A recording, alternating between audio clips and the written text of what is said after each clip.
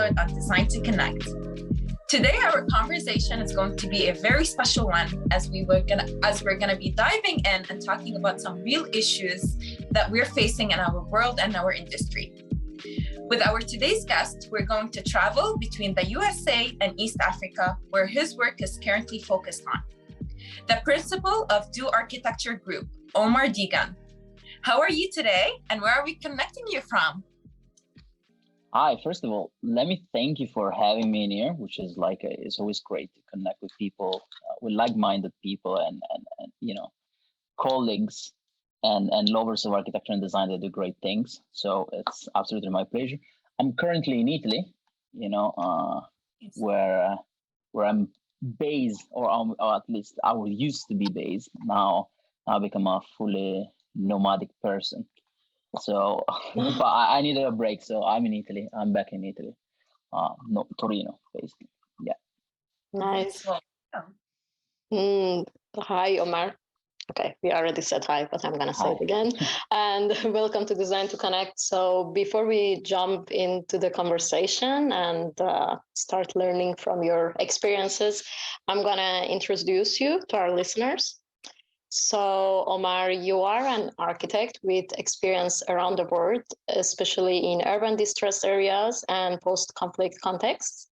You have a special interest in interactions between the cultural identity of the communities and architecture. You are the principal of your own firm. It's your own firm, right? The architecture. It is. They didn't steal it from me yet. Okay, So- that's great. Which is based, as Hadil said, between East Africa and USA, and focuses on designing culturally, historically, and climatically relevant solutions to social problems around the world. You have a speech on TEDx, which is about architectural identity and reconstructing Somalia, where you highlighted the power of culture and traditions in architecture and how design can become a tool to promote peace and development around the world. And your architectural work has been published in New York Times, Reuters, the BBC, and so many more places. So I guess we have to leave the stage to you. And thank you for being with us today again. No, it's it's great, and thanks for the introduction. And it actually, it's always interesting for me to listen to people to introduce me because I'm still, I usually tend not. I've been out for the field of architecture for a while, for the simple reason that I absolutely don't like architects, generally speaking. I'm struggling sometimes with like myself too in that sense. But I think that is the reason because I took then a completely different direction, professionally wise. So when was for me really, really important to push forward the idea of cultural identity and community, because I believe that in the last probably 40 years in the history of architecture, architects have been focused on something completely different, but times were different too. So the world was coming out from Second World conflict, and from that time, and then the idea was completely different. But now it seems that we're facing completely different challenges. Yeah. And I think that everyone is changing, but not the architects. So we need to work in that direction, I guess. Yeah. Institutions too. Yeah. Very true. And it kind of eases that like suffering on you, right? Because you see that how people changed before, and like it took them time to progress. So it's like even now we're doing those changes, but it's going to take us time to get to the right place. So let's start diving into our conversation. And we always like to start our conversation with an introductory of your journey. We like you to share with us your journey, the way that you see how you would like for you to explain it to us. But we specifically would like you to reflect on what this experience taught you about the meaning of home, and how did your upbringing, and the surroundings that you've surrounded yourself with helped you shape the person you are today? Well, that's a very interesting question. I think it has a lot to do with the fact that from when I was 14 years old, starting from that age, I started traveling around the world. So, at the beginning was to learn English, and then it became like more a sort of addiction, Um, Plus at that time there was like, the boom of low cost, flying companies. So it was also like quite easy to going around, and there was the famous Interrail, so taking a train, going around Europe, see places. So I always been like a bit, involved in this idea of traveling as much as possible. But I think also another thing that was quite peculiar in that sense is that all my friends, they come from different parts of the world. So like my youth friends, the one that I grew up with, some was English, some was French, some was from South America, some was from Morocco and Algeria, Cameroon. So it was like Somali. It was like a completely different kind of it was already a multicultural environment at that time, right? So even when between families we were going at home of each other and just eating, the food was different every time, and we all have kind of a different family traditions, if you want to. But I think that, well, obviously, I believe the university played a key role, and I was lucky in that sense, despite what I usually see. I mean, right now. So when I studied architecture, the politics behind the university was quite different in that sense. So it was really open to the world. Maybe there were a bit more funds in that sense, but we were pretty much free to explore a bit. And there were like a lot of external influences in that sense. So even, I studied in Torino, but there was one of the oldest research centers, European research center in developing countries and emergency context. So I think was born in 1980, something like that. So there was this possibility to interact with, different culture from a built environment point of view. I think all these things together, they had an impact on my career. But I believe that the one that has a bigger impact was for me the possibility to travel around, during my youth, and then studied abroad, and had the possibility to interact as much as possible for that time with people from other nationalities. That really has a huge impact on my life in that sense, I believe. Okay. And how do you define home now? Like, what's the definition of home for you? Oh, that's the most tricky question possible. Like, I'm absolutely struggling every time, especially because literally my life can fit in one big luggage and one backpack. I'm not even joking. I mean, if it's no winter, then in that case, maybe I need to add an additional luggage. But for like I believe in the last 6 years, I moved around that much that there's no like a physical home. But I always said when they ask me this thing, that home is where you are surrounded by people that loves you. That's what I wanted to hear. Yeah, and and even when you far from your immediate family, right? You met people, you go like second families in places where you live, and it's always like, I mean, at least it has been always like that for me.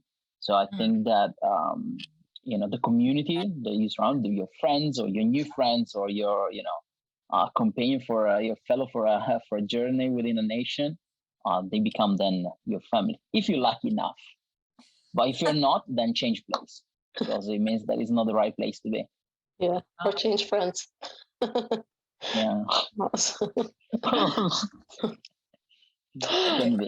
Thank you, Omar. Thank you for sharing your story, and it's interesting that you have been grown like with different cultures, and also in your university you had the chance to see so many different people. And I want to like connect this a bit to cultural identity, the idea of cultural identity, and how you wanted to show that or like elevate it in the architectural practices. So I think many times, especially with the effects of that media has in our lives, like certain cultures are always put above other cultures, and in a way that people of those cultures like start feeling a feeling of shame towards their own culture, or they even want to like disassociate themselves with it.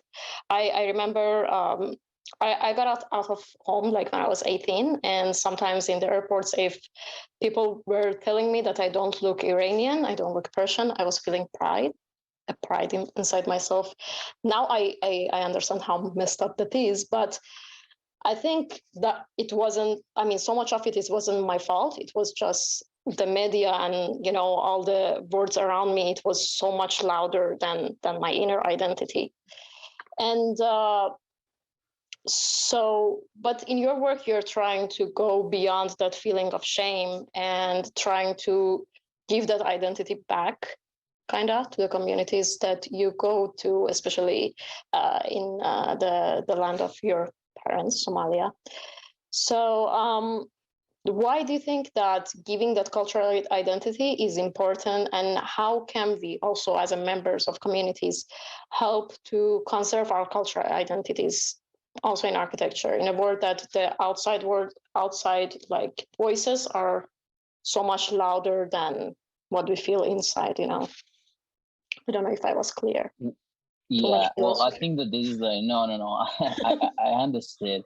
I think it's also like it's quite interesting, and I mean, in the history of the world, like internal migrations and community exchange have been the norms, and without even going too far, even talking about just the Roman Empire, people from the Mediterranean area to the eastern part, what they call now Middle East, and the northern part of Europe. There was like all this mixture of cultures, colors, and the identity. Wasn't related that much to the skin of your color, the hair that you was having. I mean, I'm generalizing a bit, but just to say that I think in the last century, probably this thing had become stronger, and now who is different, it's easy to point in that sense. And then obviously the media, they play a terrible role in that, and describing some of the most ancient civilization as the most uncivilized nations. I mean, it comes to my mind Iraq, for example. People now thinking about Iraq as the most uncivilized nation, and it's not something that I'm saying that, but like few weeks ago, a journalist clearly say that, and Iraq is one of the most ancient civilization on this world. So I think it's like we live in a society where there is easy access to information, but there is a lot of misinformation, and that is absolutely a problem. And it's the same thing within the profession of architecture. So when you go at the university, I mean, it really depends where you study, but I would say, like, generally speaking, there is a very Eurocentric vision of what architecture is and what the practice is and the architect that you study. You very rarely you talk about like architecture in Iran, which is beautiful, or Bangladesh, or other places that are not that common in that sense, right? But if you ask an architect, everyone knows Le Corbusier, everyone knows Mies van der Rohe. But if I'm asking you, is Laurie Baker, you don't know, and he's a British guy that worked in India. So I think there is like a lot has to do with the academia, and a lot has to do also with the fact that most of the professors, they're not probably I would say not that qualified to teach. I think a lot of people should not teach. It's not something that you should just go and do because you're making money. Mm-hmm. So teaching is supposed to be a position where you support the student to become better, maybe hopefully better than you that you teach. but there is a conflict of interest within academia, you know. So especially in a practical academia where architects that have their profession, they teach to future architects. Why would an architect, you know, prepare you to then become a competitor, and then on a business point of view, creating a problem? So it's like, it's a bit complicated, this thing in that sense. But to go back to you know, and they are connected a bit in a way that cultural identity and the way that you educate architects, they're strictly connected. I always believe that you know, a good architect is able to do a good project in, you know, Pakistan as much as Chile, as much as Africa, but and is not related to the shape and the form of the building, but that much to the interpretation that is able to give of you know, the heritage, the history, and the culture of the community that it affect with this project. And I think that is important to give, like, should be important to having a strong discussion about the responsibility of architects, because this is like something that we are completely missing out, and we're still doing like architecture in a very old school way. So we kind of like escape from the real issues. And I believe that, you know, it's also because we're not able to face those issues. We are not able to, you know, to find solutions for those issues. Because, like, we're talking about immigrations, which is one, but we have like, you know, poverty that is rising, lack of shelters, you know, and people that cannot afford to pay a rent. So there is a problem, you know, and all of these are connected. We create these objects that are like, you know, they have their own identity. And don't get me wrong, you know, it's extremely important to create objects, but not everyone should create objects, you know? So in the history of the art of the world of the development, a figure like Zaha Hadid is extremely important, but not everyone can be Zaha Hadid, you know? And I feel like the university kind of push you to become this you know, useless figure of today, which is the star architect, you know, because the population that can afford that is really small, you know, and that's why when I always talk about cultural identity, you know, at the basic level is just simply like, you know, understand the community that you affect with your project, and try to understand, you know, are they going to use the space? Is that really what they're looking for? Even when you do, like, when you work with your own clients, you know, architects always tend to impose to the client their vision, which you should do at a certain point in the process, but not without listening that, you know, what they want. Because I think that we, you know, our job is to translate their needs, but not completely avoid to listen their needs, you know? So we kind of skip a part in that sense, because you look, clients, they're not like, most of the clients, they're not like architects, they're not prepared in the built environment. They don't really know how to reach what they want, which is our job, but not overcome their needs. And then, you know, we work more for our ego than you know, the real need of the profession. I guess. And so much of it starts in the university, right? Like when they tell you that in your juries, you have to defend your project, you know, instead of just taking the critique, thinking about it and trying to improve. Like, one of the skills that you have to learn during architecture school is defending what you have done. And yeah, I think that also kind of raises the ego, and it takes away your communication skill to be able to reach to a point with in the university, the other professors, but in real life with clients or who you are designing for. So I think so much of it also starts in the education. I agree. And also the understanding of what interpretation means, right? Because I think this is where the basis of the conflict starts. When you're trying to interpret a problem and listen to it, we lack that. We lack that in our society today. We don't know how to listen. We don't know how to understand, and we don't want to even empathize with others. And to continue on the conversation on your answer, because you raised a very good point, and it kind of relates to our next question. So in your TEDx talk that Arizu and I very much enjoyed. You talked about architecture, identity, and reconstructing Somalia. So you really talk about your journey while you were working with traumatized communities in Somalia. And you mentioned something that, you know, what you see or what you saw as a priority for you and for you to enhance the communities was not necessarily a priority for them, just because of the circumstances that those communities were living in. And this is something that I feel we're going to be facing a lot moving forward because of all the issues that we're facing. So we don't know, you know, like how to react and how to act, or when is the good time to create an initiative and when is a good time to like step backwards and focus on something else. So we would like to know from your experience working with these communities, you know, what are some of the strategies that you developed to connect with them and not make them feel that you were an outsider, but rather you're someone there to be part of their community and help?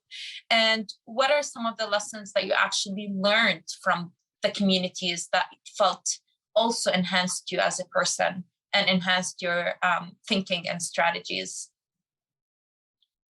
This is a very complicated question. I'm a very complicated person. Now it appears clear. But you know, I used the same exactly strategy that I always use for my early career. You know, the aim of this stress, you know, that you find in an urban context like Somalia is obviously higher than probably a neighborhood within Milan.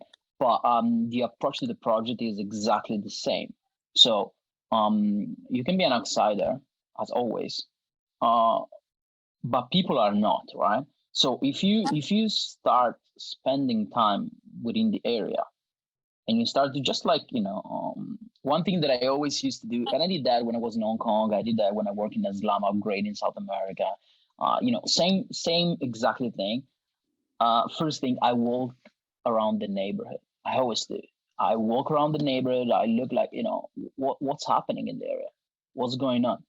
You know, is there really, you know, there is insecurity, there's not insecurity, there are like, you know, how people leave the space, you know, are the people like chatting outside and having a coffee or whatever, you know? It's just like for me to starting to be familiar with the area. And it's the same thing that they always tell you that when you go out the university, you know, do the site analysis, whatever, but in a very superficial way. You know, they tell you do this site analysis, you go on Google Maps, you search the area, oh, there's this building, there's this cafe in here. I don't do that. So if I can, whenever I can, I look at the area from a human scale point of view, you know, and just trying to walk around and see, okay, I like this, what is happening, which one are the dynamics, you know, around the area.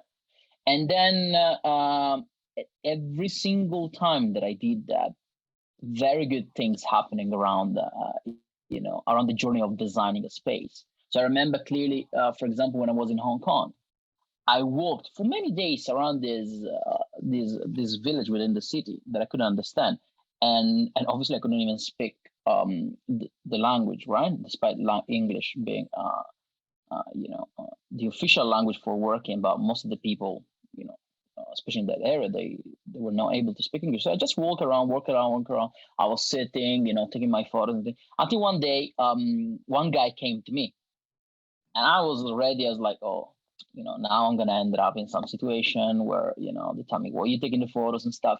But it was a student, and it was really interesting to know what I was doing.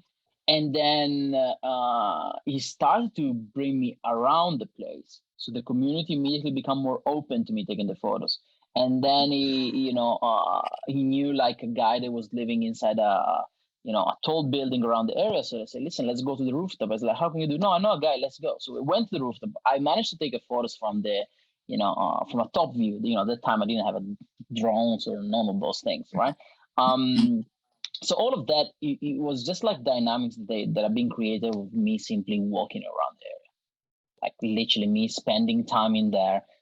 You know, I always trying to, if I can, finding a local restaurant, a local coffee shop, and so on, you know, because people are usually comfortable to having a chat wherever you are, from the moment we approach from a human scale, everyone is more open in that sense, and you learn very interesting things, So then, whenever you ask them things more important for you, how do you find this road? How do you find this space? Do you need this service? And you engage with the community, they really give you the right answer. And I noticed that there is a huge difference. The opposite happened in South America. Then we were more officials in that sense. People felt really, a bit more uncomfortable to share information because it was like, okay, but you are with the government. What are you going to do? Are you going to take us out? Are you going to remove our land? What is happening in here, So I think that the first lesson that I've learned is it really doesn't matter what's the context, but if you're able to create some sort of human connection with someone in there, it doesn't matter what is there, in which capacity, you will really be able to extrapolate a lot of information that it will allows you to then having a project that the community won't reject. And I think that is one of the most important things. Because look, for me, even when you design a project, and now I'm lucky enough that I'm doing project also in places where I can't physically go in that sense, right? But I always try to do this thing. But for me, like the design part, like plan elevation sessions and all those kind of stuff, which I consider the working part of this job, right? And I also find the less interesting part, to be honest, is just the final stage of it, So when I reach that level, I'm already like have my idea of the development of things, So I think that the biggest lesson is one, listen to learn, and that's mandatory for me. And this become even more important the more you increase the distress of the area. So the more the area there is insecurity, instability, the more is important for you to having the connection with the community, because the first thing that happen when there is a conflict, it doesn't matter which kind of level of conflict, it can be like a war or a conflict within a neighborhood. The first thing that the people lose in conflict is the sense of belonging of the area. So when you lose that sense of belonging, right, the first thing that you as a profession should try to do is to recreate that sense of belonging.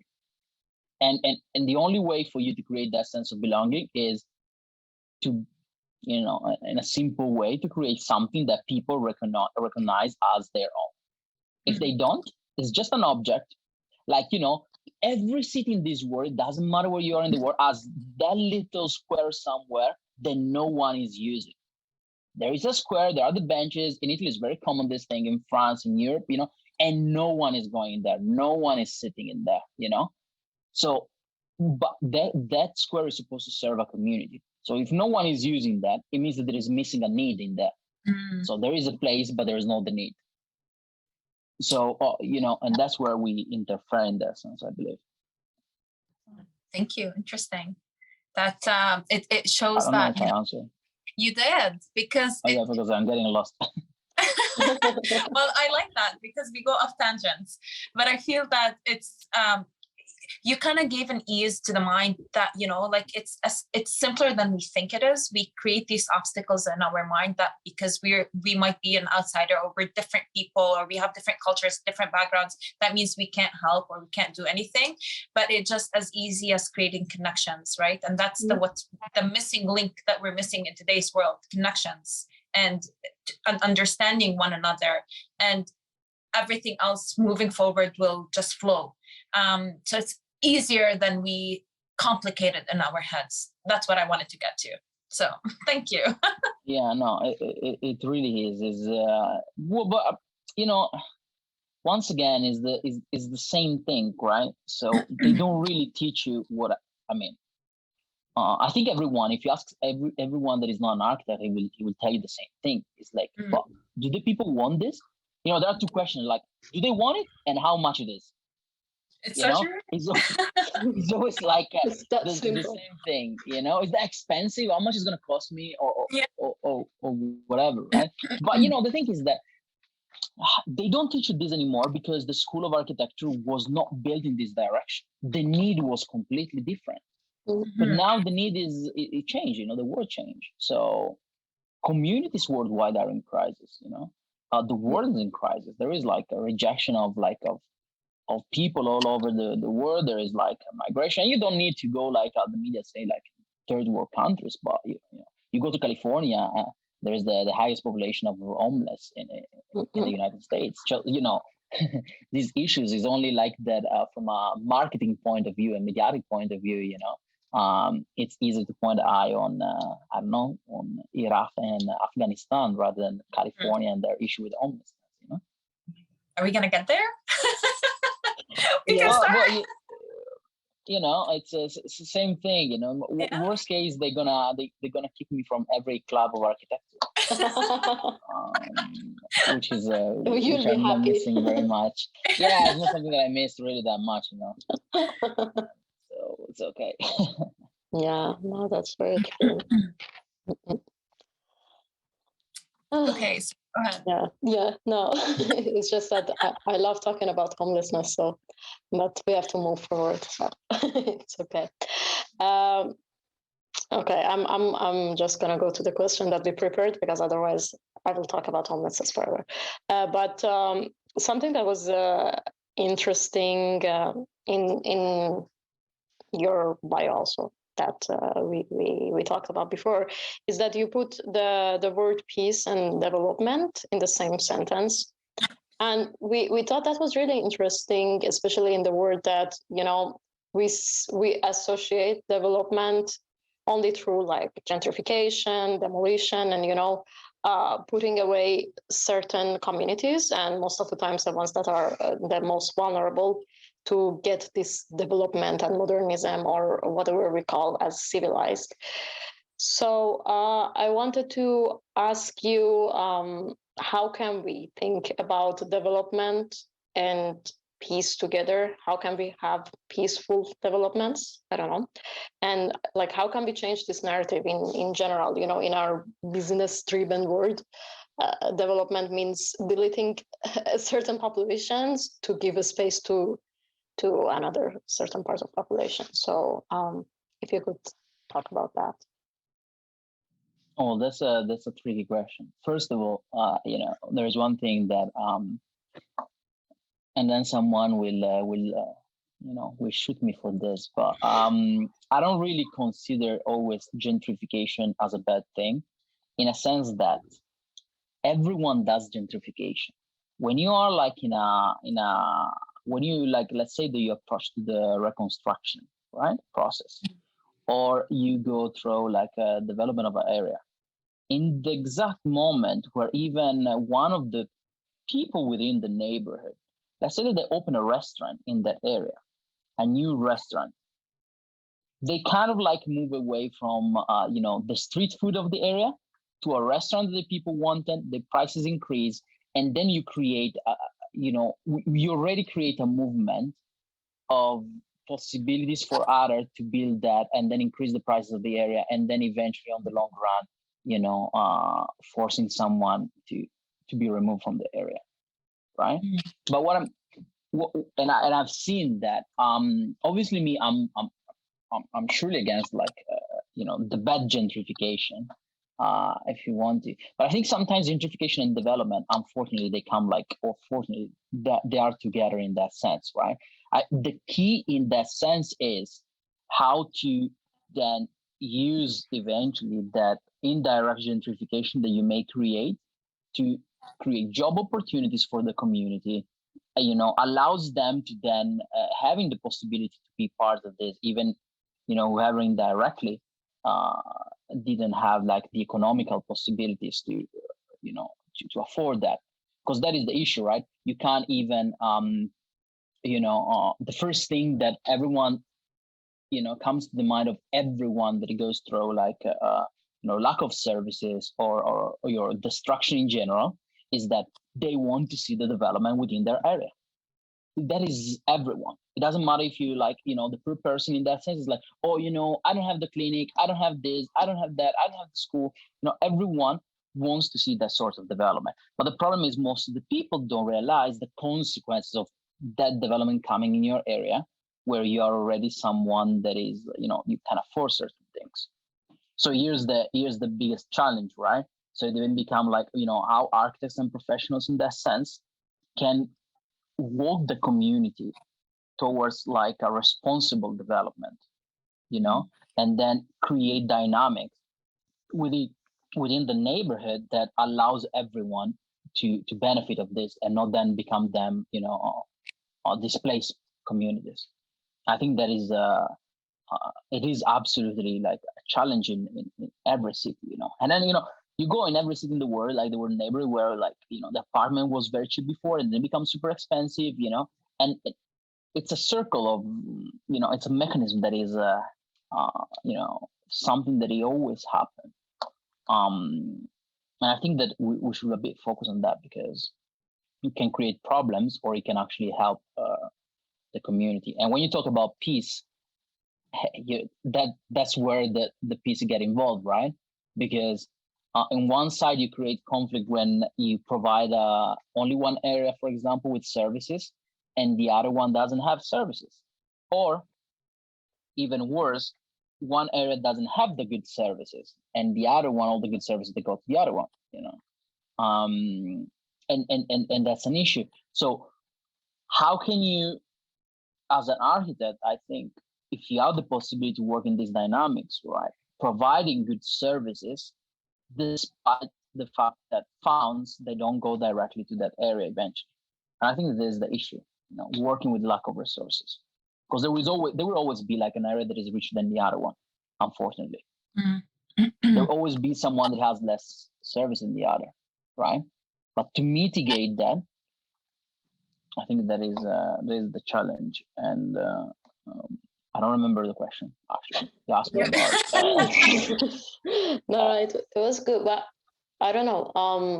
I think, the difference, let's say we will have different levels in the society always, but I think the problem starts when this like difference between the levels becomes so much that there is no connection, like they completely, I don't know, the society gets divided, I think that's when the problem starts. And for example, now with Milan, the center has become in a way that it's completely, I mean, nobody is able to afford it. It just became the place for offices and not for people, to live.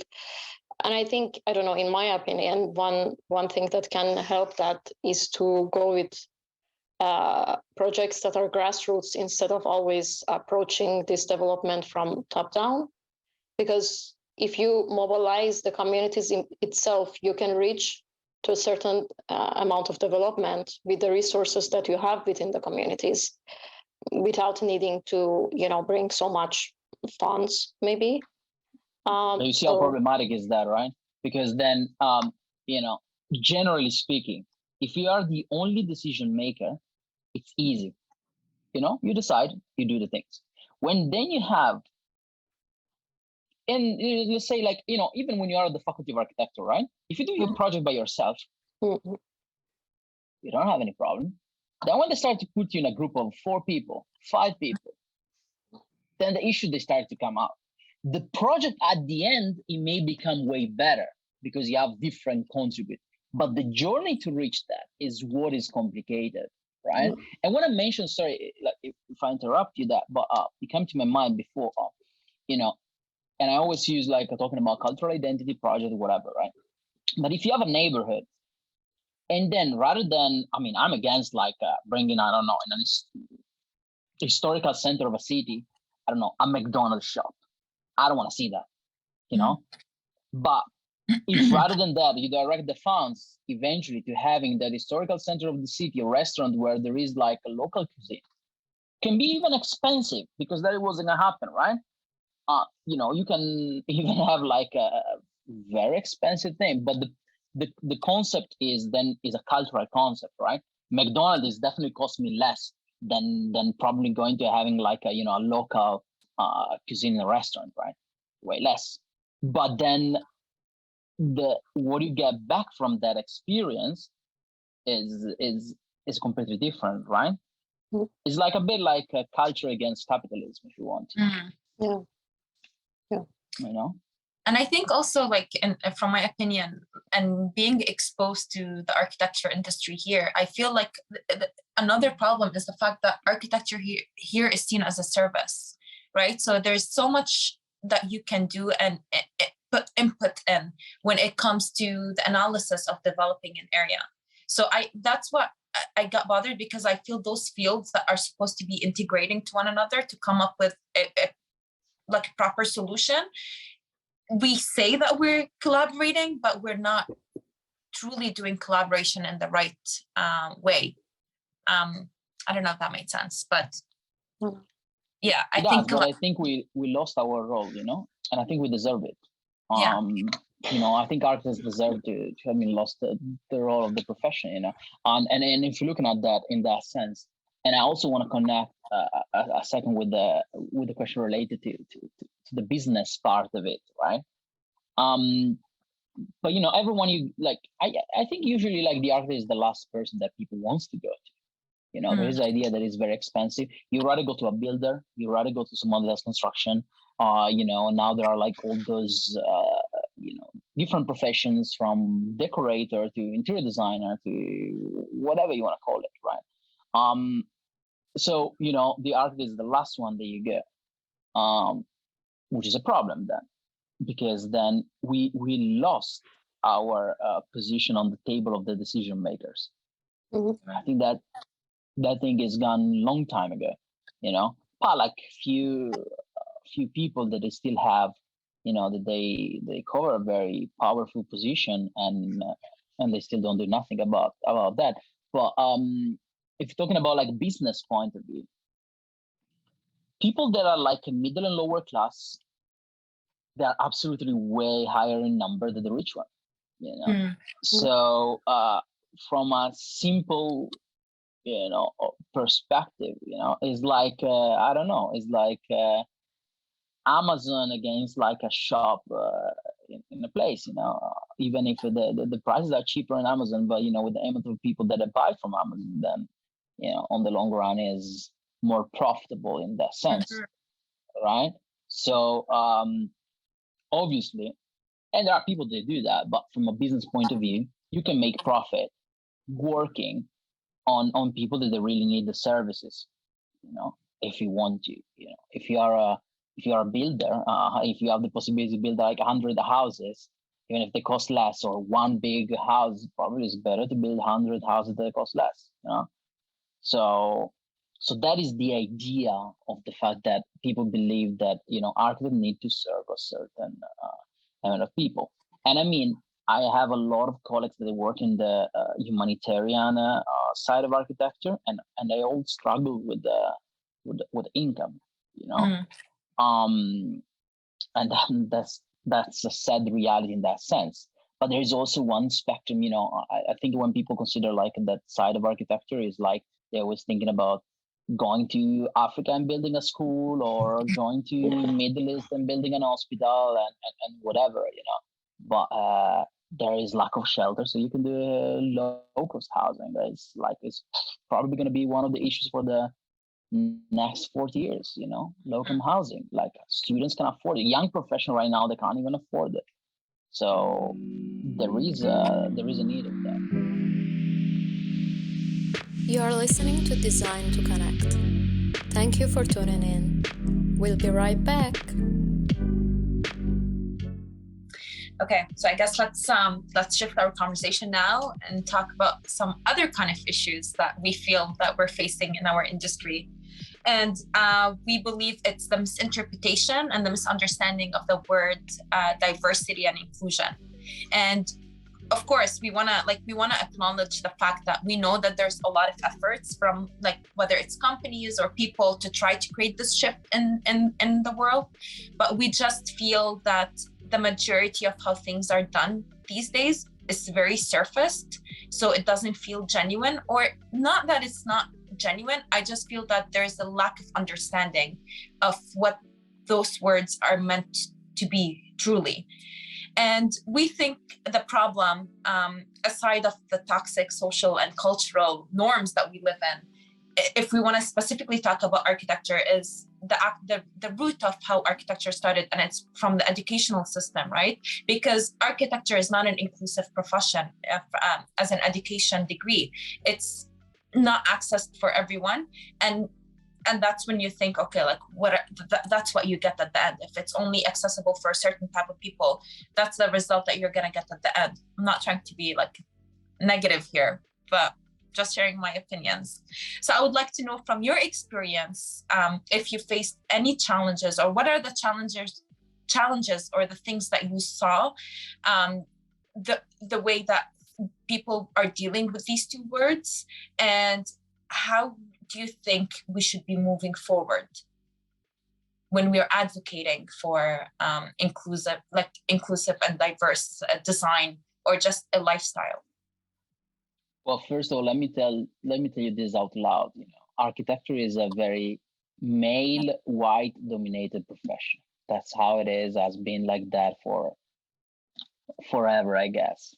But I remember one. I want to tell you this story. I remember once I was like, I think I don't remember if it was at the second or third years of Faculty of Architecture, and I went to this conference, and there was this architect called Vittorio Gregotti, which was like a very well-known architect coming from a completely different generation, very old school, and he was one of those architects that he has the privilege to kind of like go around what they call the sort of la bohemienne parisienne. So he was in Paris with all these artists. He was a friend of Dali, and then Picasso, and completely coming out from a completely different world of the one that I was living at that time.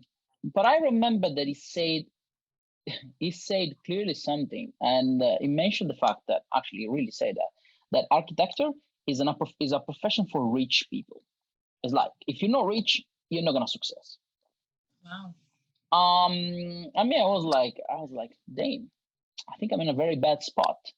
But then I also thought that it was a bit extreme as a thing to say. The reality is that it's exactly like that in a sense. Because look, everyone get graduated if you want to. I mean, I'm talking about Europe, because in America it's then a completely different thing. If you if you don't have enough income, or if you manage to escape from that, it's like, those are completely different issues. And I think same thing kind of for UK. But let's assume even when you go on a faculty that is completely for free and you don't pay a single dollar, then when you ended up concluding your journey, there's definitely someone that has more economical possibilities than you, that he has like CV bigger than you because managed to attend like workshop or having like certifications. They're all like paid. So that is already a disadvantage if you want to, on the long run. And obviously during my journey, the diversity wasn't that big. Even though I would say that I think when you get into the university, there are a lot of I mean, I'm just dividing eventually between men and women, right, as a percentage in that sense. And I'm not even talking about diversity in this context, but I'm just mentioning like dividing basically men and women. There are like the numbers, I wouldn't say that they're like 50-50, but there's not that much separation in that sense. But the problem is that when you get into the profession later on, so the problem is not the academia. The academia is open kind of, at least in the European context. But then when you get into the work, then is where the issues they start, Very rare to see a woman running a construction site still today. Really, really rare.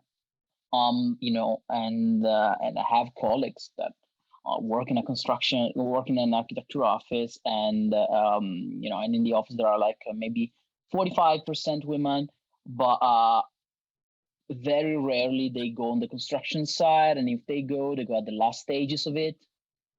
So that's one thing. And then I mean, to go back a second, when people mention diversity, right? You know, you tend to talk about diversity and talking about like, you know, gender, you know, sexual orientation, color, you know, religious beliefs and all that kind of stuff, right?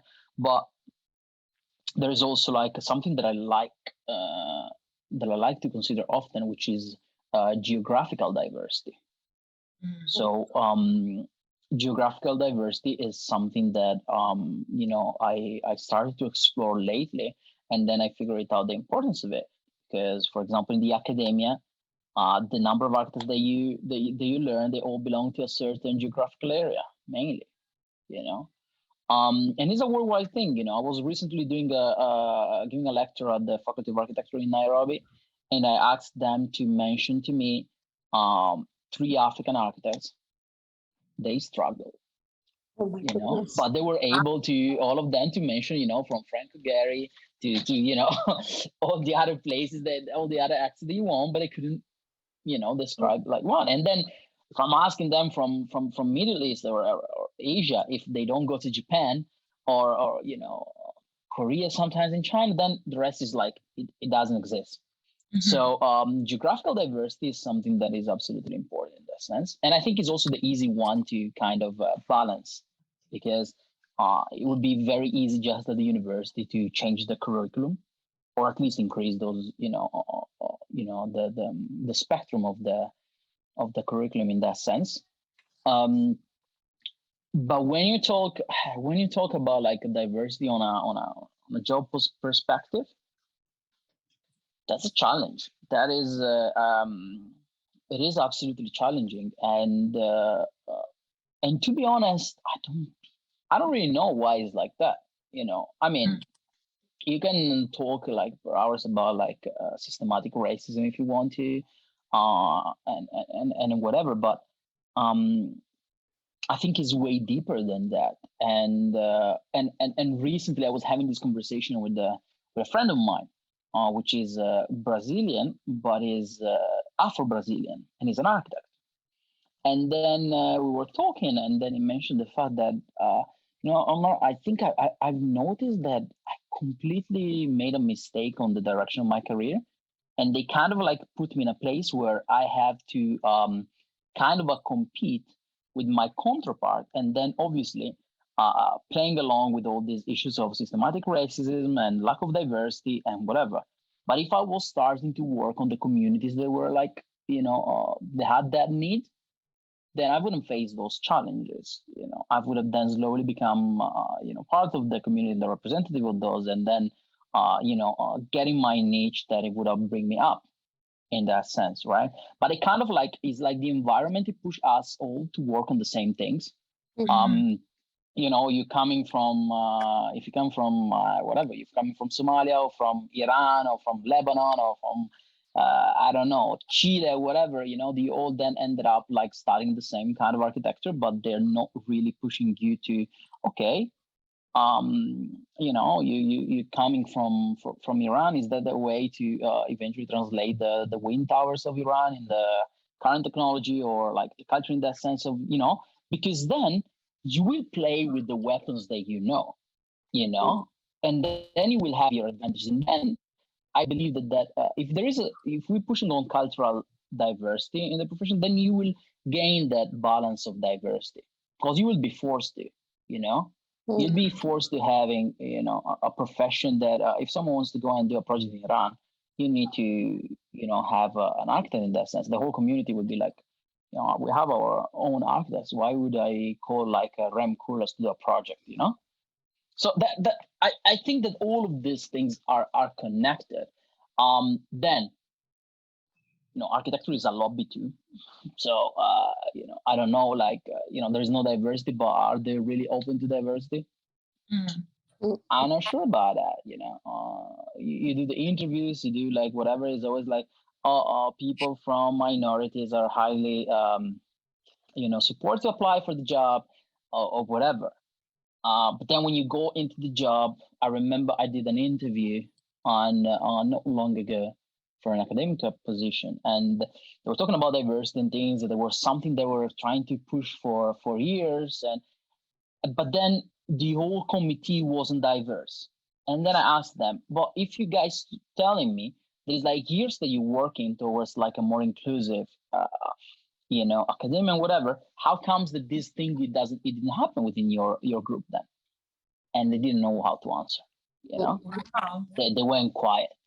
Mm. I was like, so now we're joking then, and I think that is like is a problem that we will be forced to switch, because I mean the challenges now, they are completely different, and you need expert from context.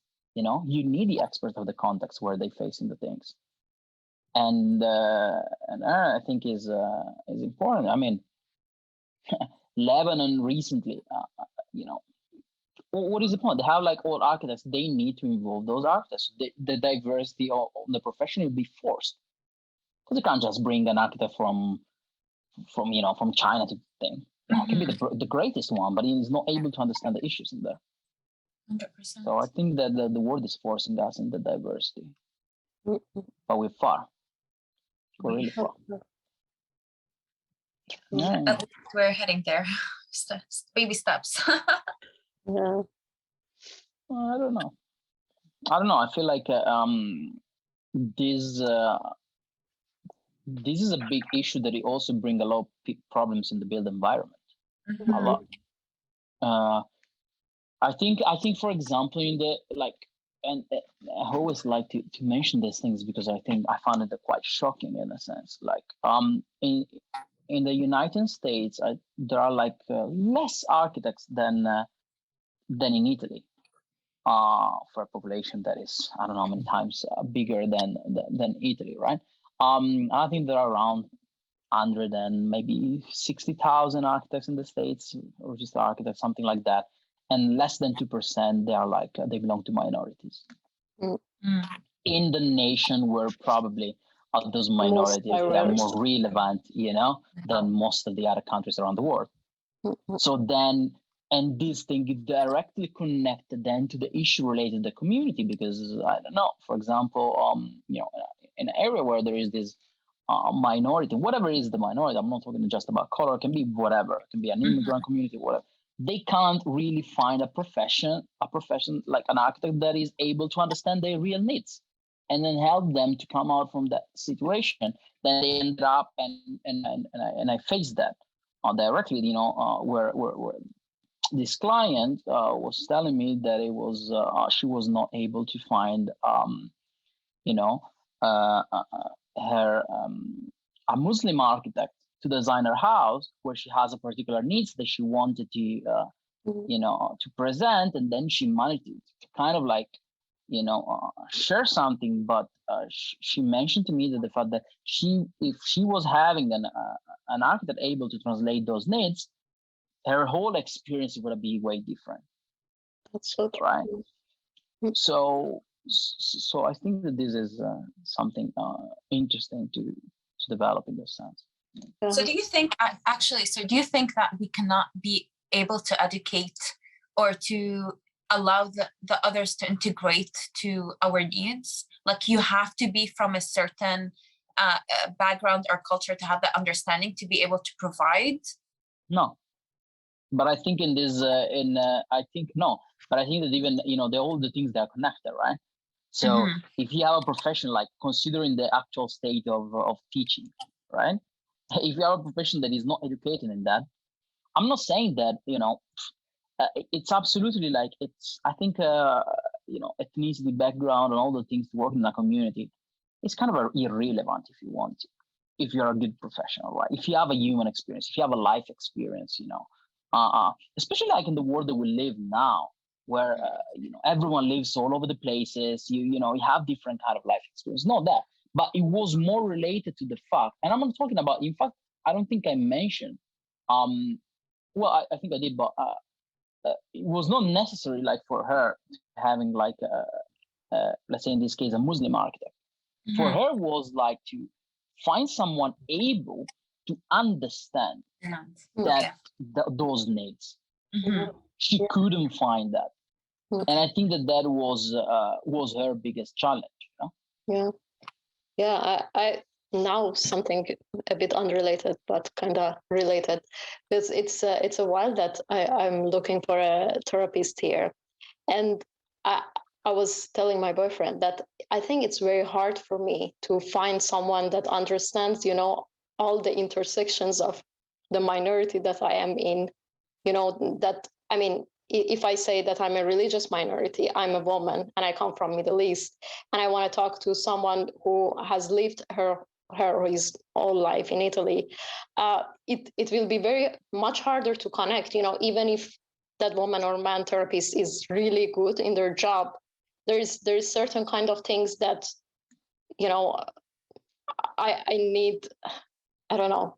So I think it's kind of related. You need, sometimes you need certain kind of experiences to connect in a deeper level. Maybe it's not that maybe a white architect can't design in, I don't know, Africa also, but we need different voices to have diversity of architecture. Like otherwise all the buildings will look, I don't know, kind of similar. I don't know.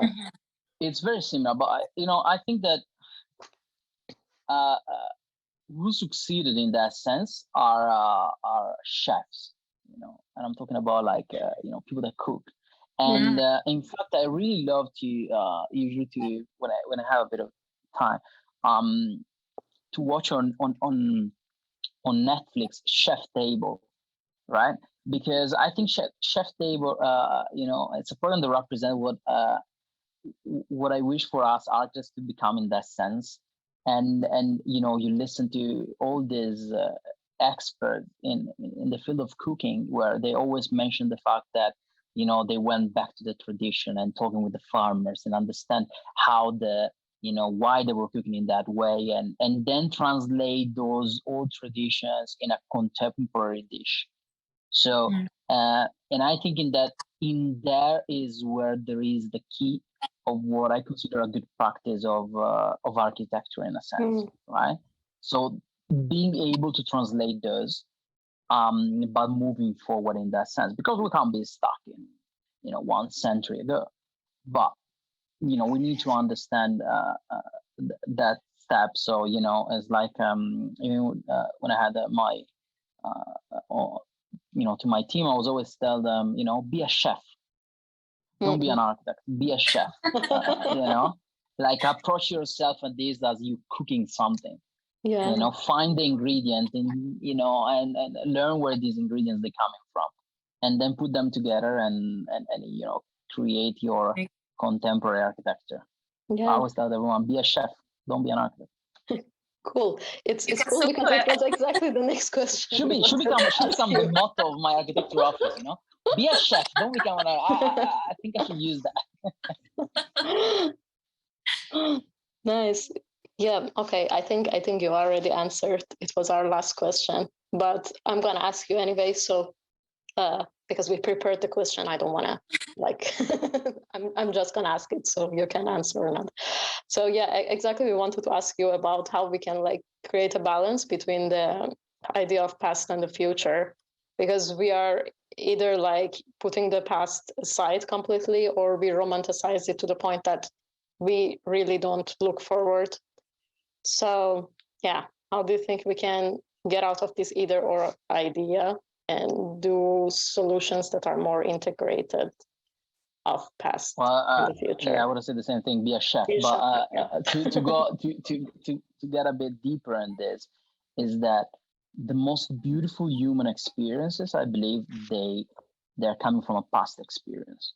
Always, and there's history in everything, from the tools they use to eat, and the automotive they use to move around, and I think, the fashion industry, there was a time where it was extremely good in that sense, and it was the vintage and these, and then explain the story of this bag rather than those shoes. The more I think music, the more I think about like the study of the arts, is like I was having even a recent conversation. Not long ago, I went to Madrid and I had a privilege. I always consider that a privilege to go and have the possibility to admire La Guernica di Picasso, right? And which is huge. It's like a very complicated paint, and it seems like it was born from the mind of a completely mad person in a sense, right? And we were having like a conversation with a friend of mine, which is a photographer, and we were talking about like all these painters from Dali to Picasso and so over, and the point was always was one that, right? It's like, yeah, but you see, Picasso is drawing these things that it looks like completely out of place, but he was extremely good at drawing normal things. He was extremely good at portrait, or having like see the things and just draw them. But then you reinterpreted what was for him, the direction of what art should be for him. And I'm not an expert in this field, but I felt like, and music is the same thing. I mean, music is when you go to the faculty of architecture, you do all these very brief discussion about harmony and all that kind of stuff, but then you forget about that, and they start to tell you do a skyscraper. But I felt like everyone in the field of art, he understood this connection between past, present, and future. Aside from architects, I think architects completely, I don't know, went missing in that sense. And I mean, I remember a good friend of mine, a photographer, an old photographer, was telling me, look, photography for me is like the contemporary vision of painting. So I give my personal interpretation of the things with the camera that before was given with the paint, in that sense. I don't know if it's true or not or whatever, but for him it was like still the same, connecting the past with the present and the future. And I don't understand why we as artists we just don't do that. Because we're so concentrated with the word modern, right? That we feel that tradition is old and like not cool, or not like fit to our society today. So we want to create something modern and new. So I feel that that's why we tend to put the past to the past rather than learn from it. But it's unfortunate that I feel like we reached our end of this episode. It's been actually like a very relaxed conversation. I loved every second of it. But we want to know if you would like to share any last words. Where can we connect with you from? On like what platforms are you active on? And any last piece of advice? And can I ask something else? Sorry, Omar. Yeah. Okay, I'm so sorry, because just it came to my mind right now. Then you can continue answering it. Just about diversity, I was thinking that, maybe a white architect can design in Africa or wherever, but should we intentionally not become the only voice, to let the other voices, I don't know, have voice. So I don't know. If I wouldn't say it, it would stay in my mind. So I just said it as a last question, if you want to answer. Sorry. It's I think it's very complicated, that, because I don't place that on from a racial point of view. I don't have any issues related to that, right? I do the same. I'm doing projects around the world, and I'm hoping to keep moving forward in that sense. But it's related to the sensibility of the profession, and the profession in the way that we approach that, but also like the architect himself, how how sensible you are to the issue, and how how humble you can be in the approach. Because I think that we need to have a balance between impose, because sometimes you need to impose, right? That's also our role. But you need to be able to play between this line. Sometimes you need to impose, and a lot of other times you need to be sensible in that sense. And if you're asking me, should like an Iranian architect like a design in Africa? I don't have an answer for that. I don't know if it should or should not. What I think that it should change is that this geographical diversity at the moment is very important, and there are like completely areas of this world that have been neglected completely, and they are just at the beginning of the journey in architecture. So that is one of the things that I believe is important, and I mean, if you look also within the magazines of architecture, I don't know, I'm really looking for troubles in that sense. There's no much of this geographical representation. There's not, and the world is so big, and you always see that the same kind of projects, the same kind of looking, is becoming like a very flat profession in that sense, and the design too. And that is what scares me the most, and if you want to, conclude in that sense, is that, it is in our diversity that there is the beauty of this world. In the moment, if we're gonna face in the future a moment where this diversity will disappear, then the beauty of our world will disappear too.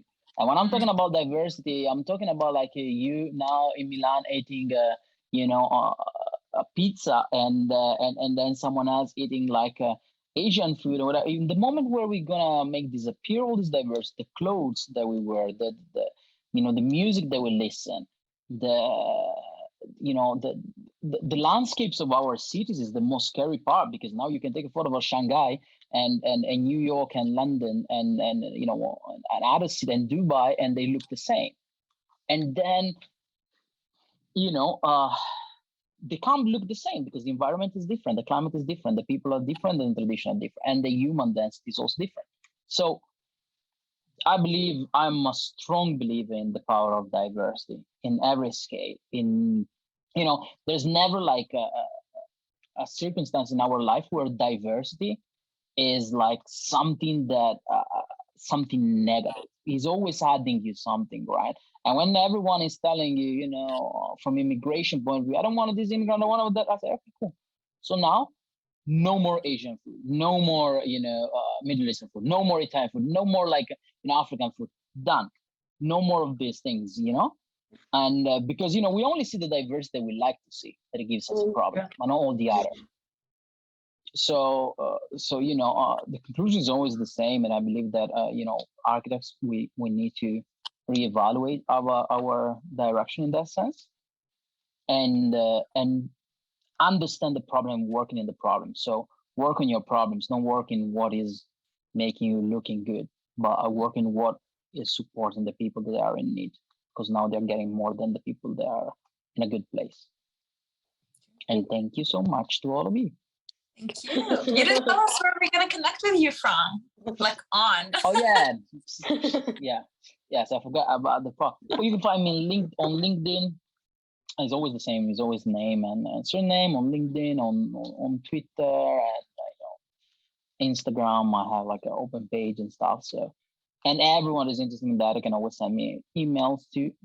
It's easy to find once you look for me, and hopefully this thing is gonna move forward. More of this discussion. Actually, it's interesting that I think the last 4 years, discussion around these topics increased. So, let's hope for the best. Yes. Yeah. Thank you. Thank you so much. It was so exciting. Yeah, it was very nice. Thank you, all of you. It was absolutely great. Thank you. Have a great evening. You too. Yeah. Take care. We're gonna be in touch. Yeah. Bye. Bye. Ciao. Bye.